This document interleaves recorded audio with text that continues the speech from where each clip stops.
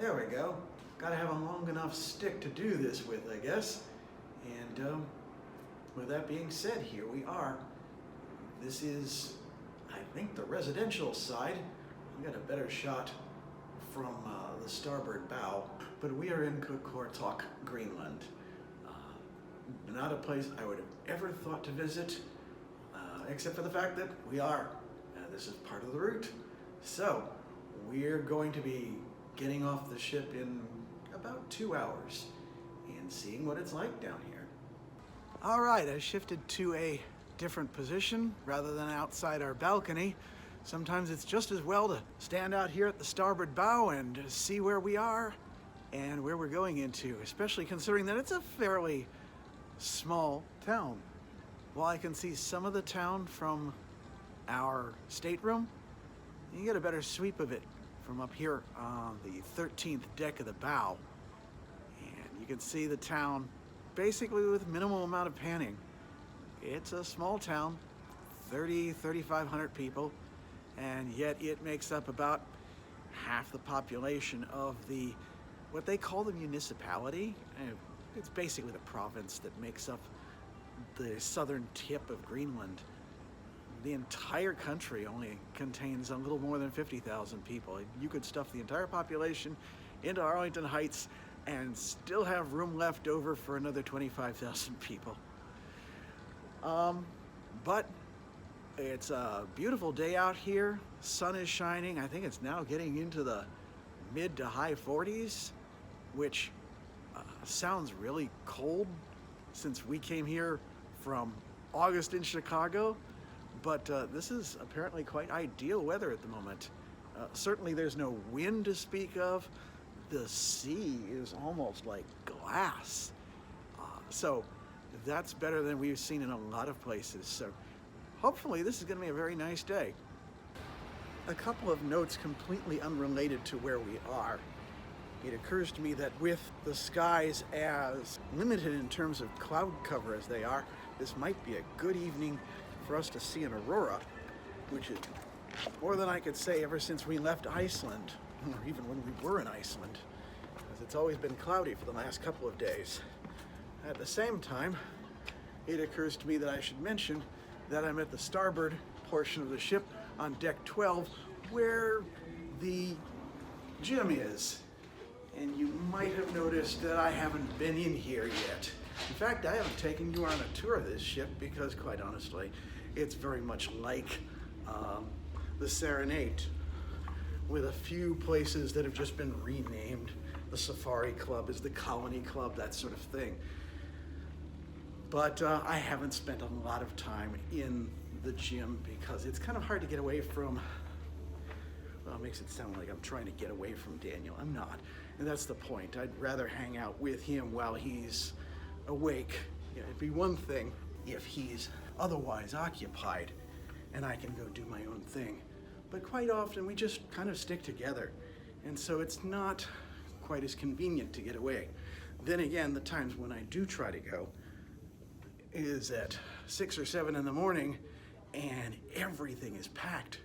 Because what else is there to do? You can't lie out at the pool because it's so cold. You can't even use the pool because there's a net over it. And it's still, again, the water's still cold.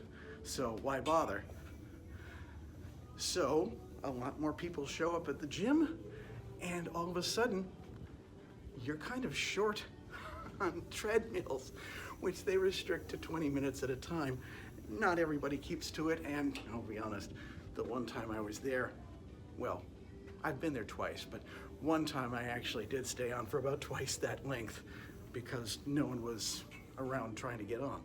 Still, that's the exception rather than the rule. Normally when every one of them is packed, you got no more than 20 minutes, and quite honestly, that's not enough for me. I usually have to be on there for the full hour in order to get anything like 1,000, let alone 1,500 calories burned off. So I've just been getting my steps through the normal means of getting around. They don't burn off as much calories as going on an incline, but you do what you have to. Meanwhile, of course, I've probably been indulging a bit more in their culinary offerings, which is kind of expected. So we'll see what happens when I get home and step on the scale for the first time in 2 weeks. I'm not expecting great things, but what are you gonna do? They say travel is broadening, and there you go. All right, we're just about to head out after some time sitting around in the theater. It's kind of funny how the folks calling out for the shore excursions are like, wow, you guys really need more enthusiasm. And then once our numbers were called, we were told, well, we're just letting you know, don't go up and get up just right now. It's like, do you want us enthusiastic or not? Okay, we were all checked out, or checked in. I'm not sure which you'd call it. And this is different. Instead of going down a gangplank, we're getting on a tender for the first time on this cruise. Not like we haven't done it before, but it's just a rare thing. The port being as small as it is, it's kind of like what would you expect.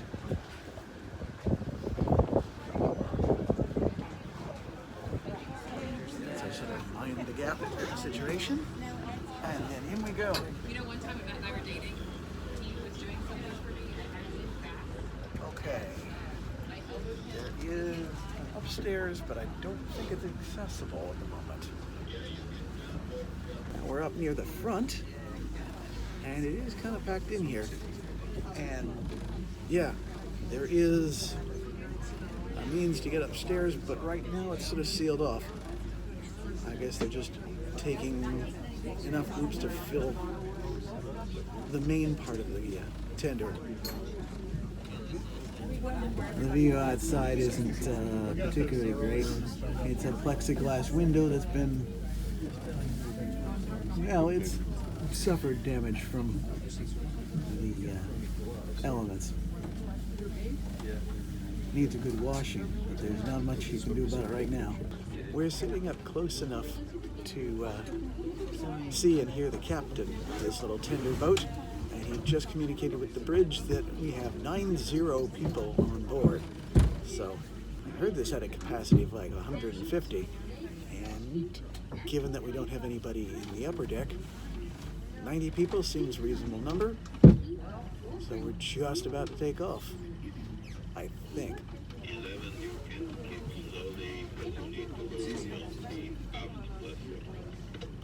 It sounds like the bridge is giving us authorization to go. It's only taken us about 10 minutes since we pulled away from the ship. And considering that it's not that far off, shouldn't be any surprise.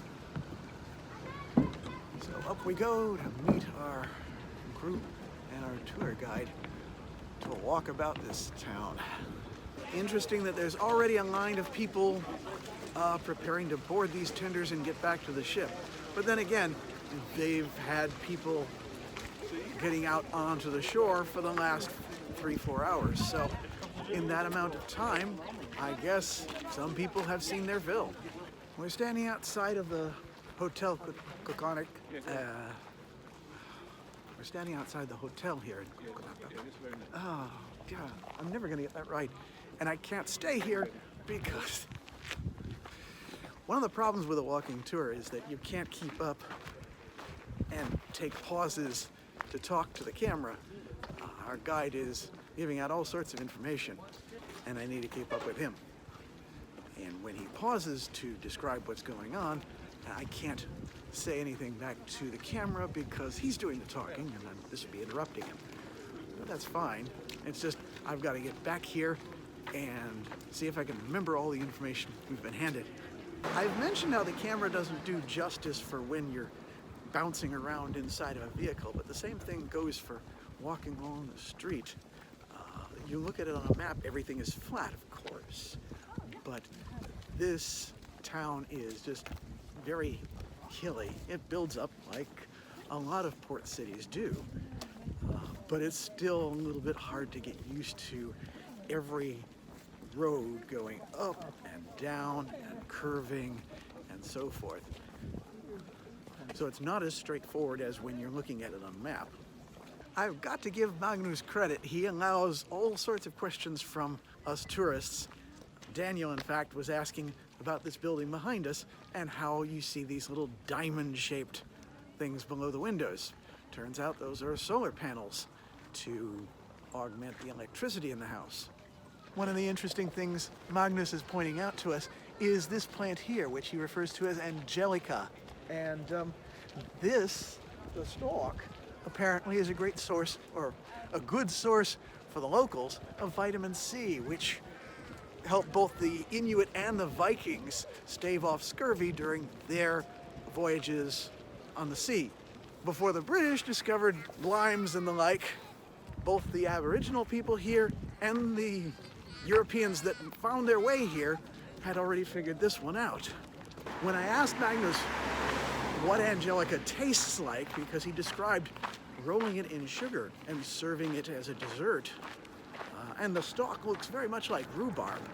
He described it as being more like celery, after trying to find the right word for it, and also acknowledging that he's not a big fan. Unfortunately, I can't try for myself because he says that they're out of season at the moment. Qaqortoq has a art installation throughout the town of various stone and man pieces that have been just carved out of the local rock. This one apparently is Magnus' favorite, called the door. And I think he likes it best because what's behind the door? Anybody's guess. I don't know if anybody's tried knocking on it though. Behind me is the old church, which was apparently built twice. The first time back in Norway, just to make sure that it fit together, and then was supposedly shipped over to Greenland for assembly, but the ship sank.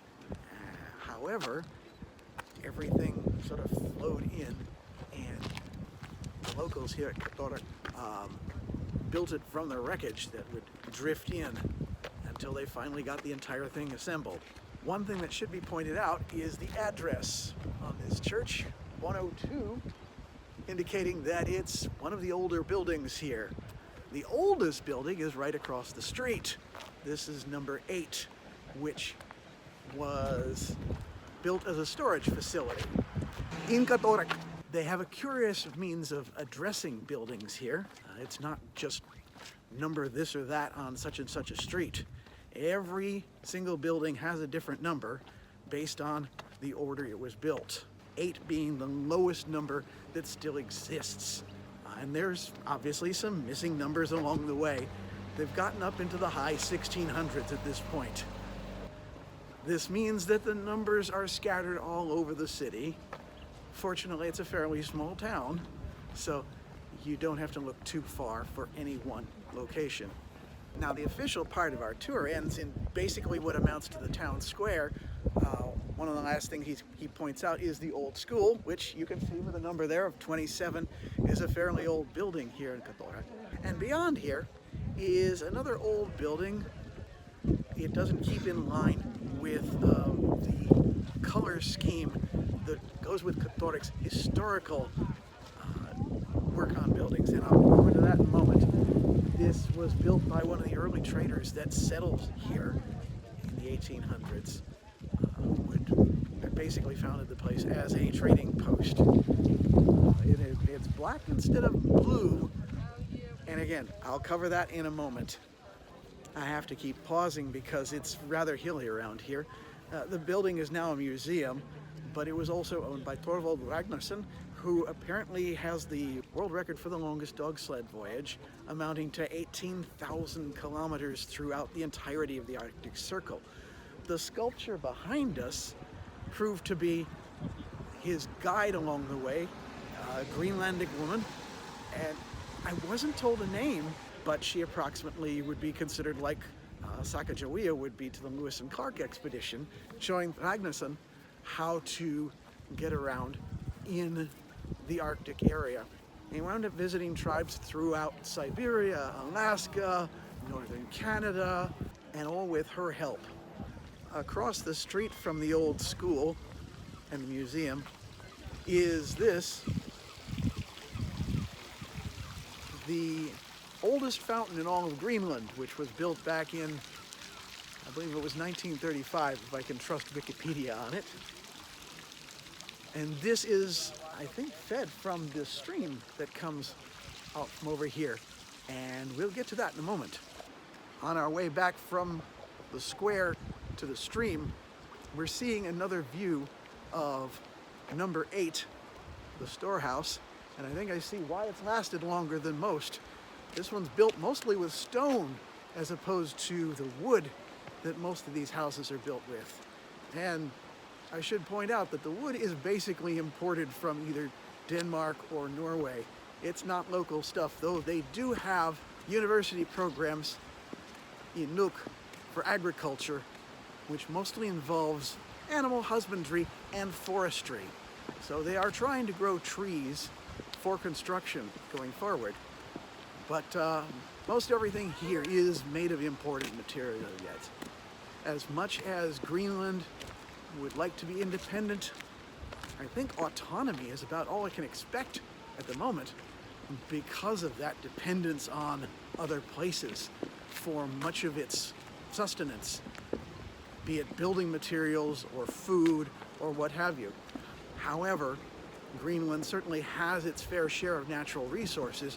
It just needs the infrastructure in order to get to them, and the investment from outside, most likely, because there's only 50,000 people here to get to those things and really make it profitable enough to be independent. We have ourselves an interesting point of reference here. We are at number 100, and we even have a date of construction on this particular building of 1937. Now, to be fair, that doesn't give you any indication as to when the first building was built or how old Qaqortoq is, but it's at least a start. Magnus put some time into the stream behind me, Qaqortoq, which just means small stream. And this is the source of the local water. It is clean enough to just drink from it straight up. And just nearby is the one cafe in Qaqortoq and a brewery apparently where they brew beer from the local clean water. Magnus says it's some of the best stuff and then immediately adds, "or so I've been told." As a college student, I'm not sure he needs to apologize for that, but we'll let him do what he wants to. At the moment we're trying to retrace our steps, and it's a little confusing, again being not flat, and we're thinking to ourselves, wait, we weren't this far up, were we? And yet we're seeing that we're going around the bank here and a few other places that look familiar. I hadn't noticed this before, but it looks like behind us is an abandoned building. Magnus had pointed out one while we were on our way around in the first place. It turns out the laws here are a little interesting when it comes to property. Land basically belongs to everyone. So you can never own a piece of land. You can only own the building that it's on. And as a result, it's in everybody's best interests to keep buildings for as long as possible. Nothing gets destroyed here. So abandoned buildings last forever. Or at least they're kept up forever. They don't take them down. So you've got a few like that one behind us. Perhaps somebody will use it again someday, but it's going to take some work to remodel it, that's for sure. Now, this isn't the main square per se. We're somewhat upwards from that.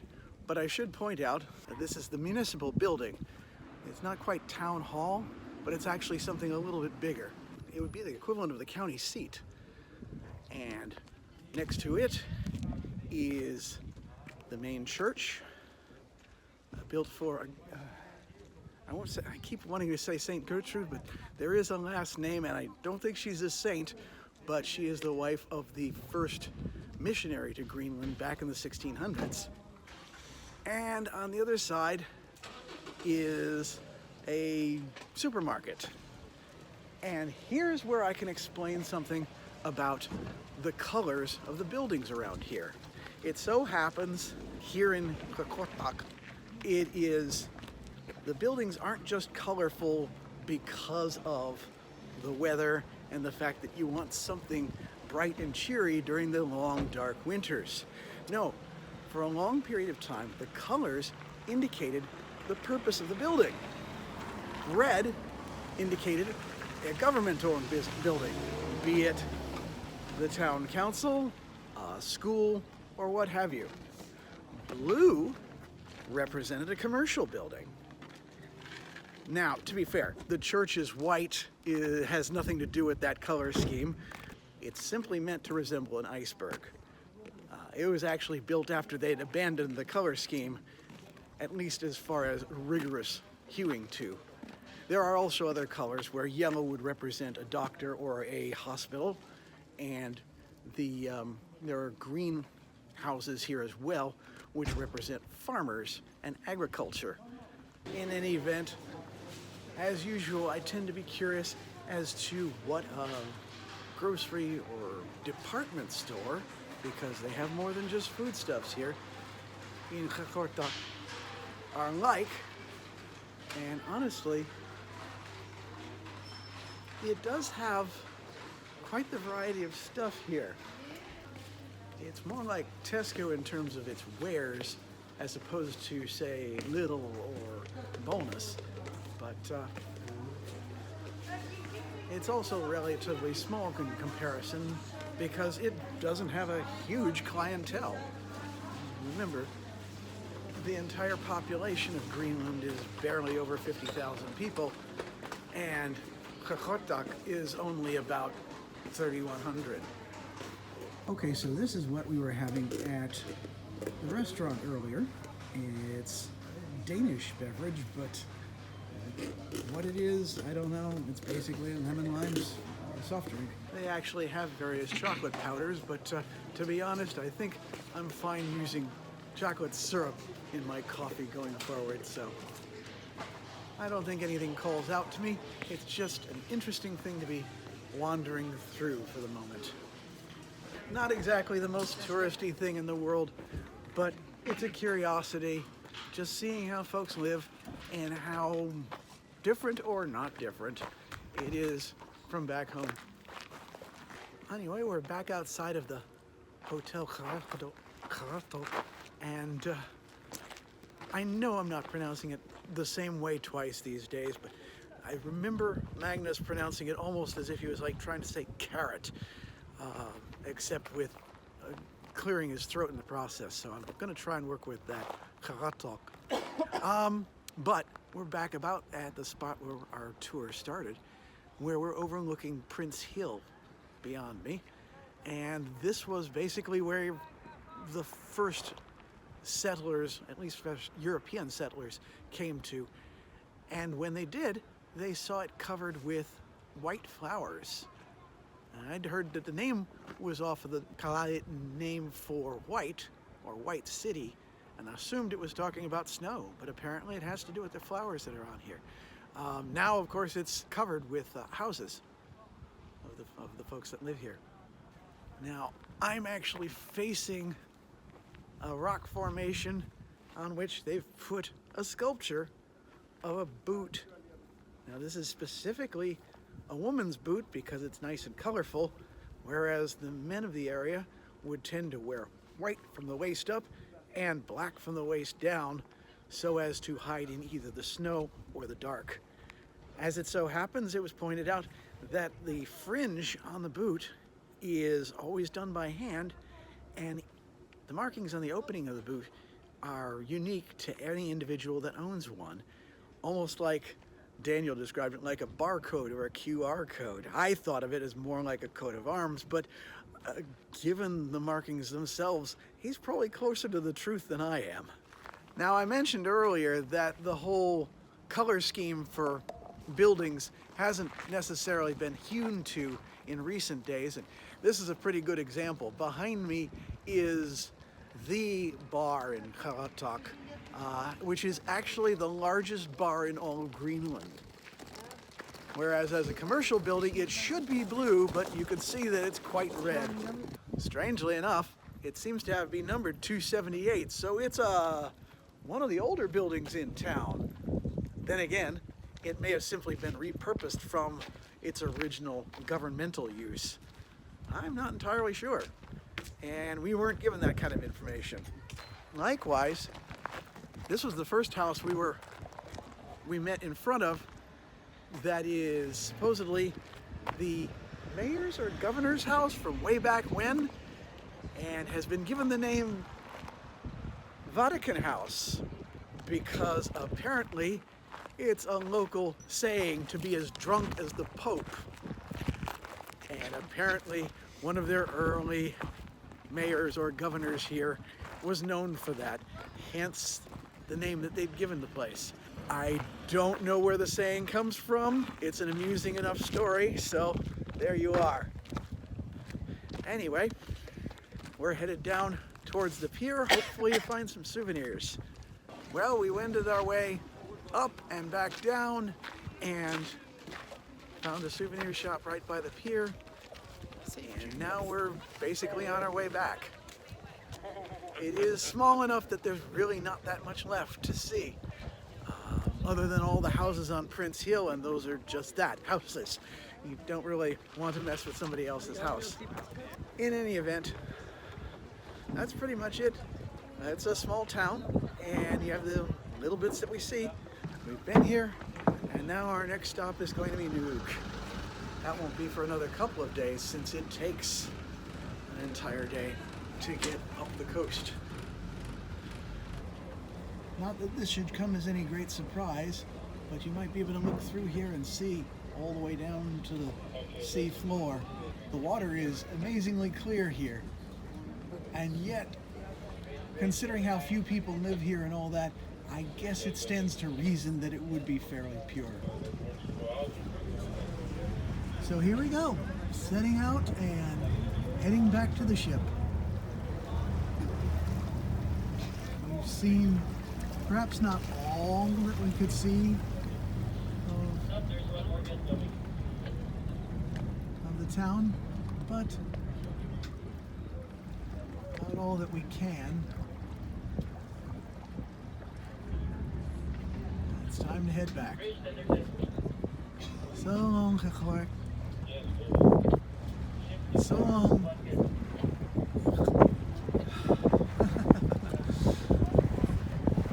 So long, Qaqortoq. Oh. You know, I said it was going to take me the entire time that I was here to learn how to pronounce the name Qaqortoq, and by the time I figured it out, it'd be time to go back. I was wrong. I still haven't gotten it right, and it's already time to get back. Oh well. I think Daniel actually managed to avoid the angle of the tender than I did. It was kind of funny, bumping into it. And then the captain says, "Watch your head." Which is kind of ironic. How do you watch your head? Your eyes are stuck in them. Well, unfortunately it's kind of washed out here.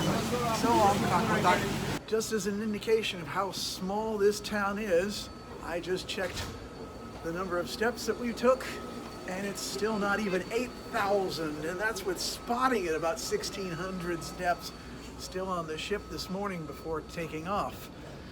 I really thought that a walking tour would have involved more, walking. But it is a small town, smaller than even I thought it would be. Now, we could have gone further than that, but again, since most of the parts that we didn't go through were residential, that would have been inappropriate. So we headed home when we were done, and here we are. So as part of an epilogue, I suppose, we're back in our cabin, and the sun is nowhere near setting just yet, and yet it's about 5 o'clock, so I guess that stands to reason.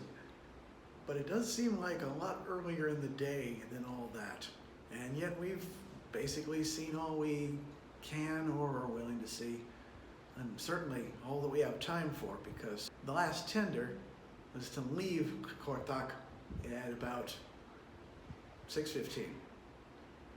So we covered as much ground as we probably could have. One thing I didn't do, as it so happened, was sprinkle a few ashes in here. Honestly, when they talked about how clean the water was and how they use it to brew stuff, I'm thinking, I'm not sure they'd appreciate it if I put any ashes in it.